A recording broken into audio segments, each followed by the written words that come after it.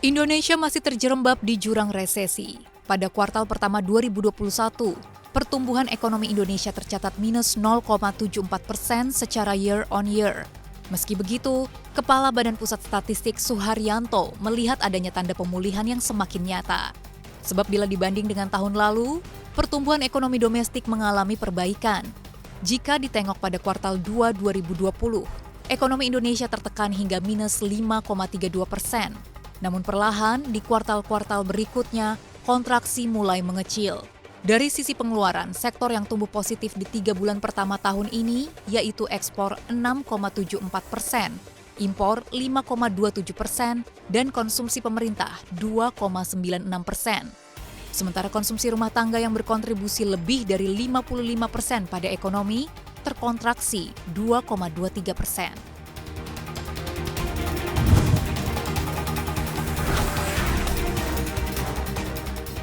Pandemi COVID-19 masih berdampak ke pasar tenaga kerja di tanah air. Lebih dari 19 juta pekerja merasakan dampaknya. Berdasarkan data Badan Pusat Statistik per Februari 2021, masih ada 19,1 juta penduduk usia kerja yang terdampak pandemi. Jumlah itu adalah 9,3% dari total penduduk usia kerja. Meski masih tinggi, namun kondisi ini membaik ketimbang posisi Agustus 2020. Kala itu jumlah pekerja yang terdampak pandemi mencapai 29,1 juta orang. Pandemi yang masih membayangi juga membuat angka pengangguran masih tinggi. Pada Februari 2021, tingkat pengangguran terbuka adalah 6,26%. Lebih tinggi dibandingkan periode yang sama tahun sebelumnya, 4,94%. Kepala BPS Suharyanto mengingatkan pemulihan di sektor ketenaga kerjaan belum terjadi sepenuhnya. Sebab sampai dengan Februari 2021, masih terjadi pengurangan jam kerja terhadap 15,72 juta pekerja yang berdampak terhadap pendapatan dan upaya pemulihan konsumsi masyarakat.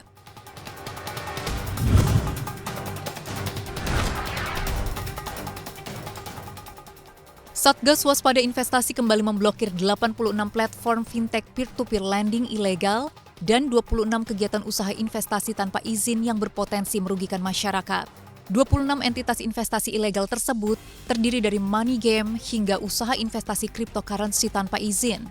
Satgas mengatakan masyarakat harus semakin waspada terhadap penawaran dari entitas fintech lending dan investasi ilegal yang memanfaatkan momentum menjelang Lebaran.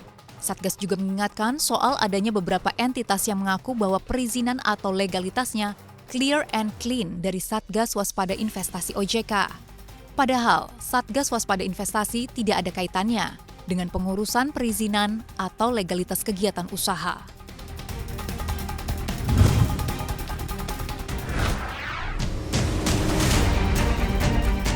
Defisit neraca perdagangan Amerika Serikat pada Maret 2021 mencapai rekor tertinggi baru, yakni 74,4 miliar dolar Amerika. Defisit tersebut mencatatkan kenaikan 57,6% secara tahunan dan juga di atas realisasi Februari 2021 yang sempat menembus 70,5 miliar dolar Amerika Serikat. Secara rinci, impor Amerika Serikat naik 6,3% menjadi 274,5 miliar dolar Amerika Serikat. Sedangkan ekspor naik 6,6% menjadi kisaran 200 miliar dolar Amerika Serikat.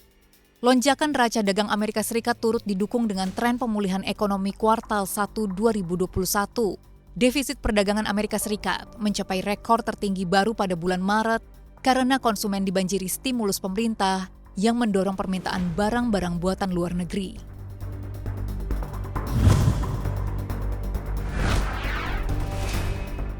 Hyundai melakukan recall terhadap 390.000 kendaraan di Amerika Serikat dan Kanada karena 2 masalah yang dapat menyebabkan kebakaran mesin. Ini adalah penarikan terbesar yang dilakukan pabrikan otomotif asal Korea Selatan itu.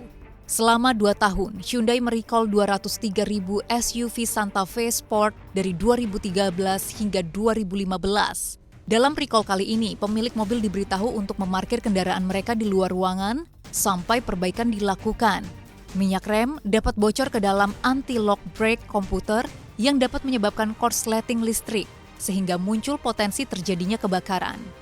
Dealer akan mengganti sekring dan komputer jika memang langkah ini diperlukan. Masalah komputer rem telah menyebabkan 18 kebakaran di Amerika Serikat, namun tidak ada laporan cedera atas insiden tersebut.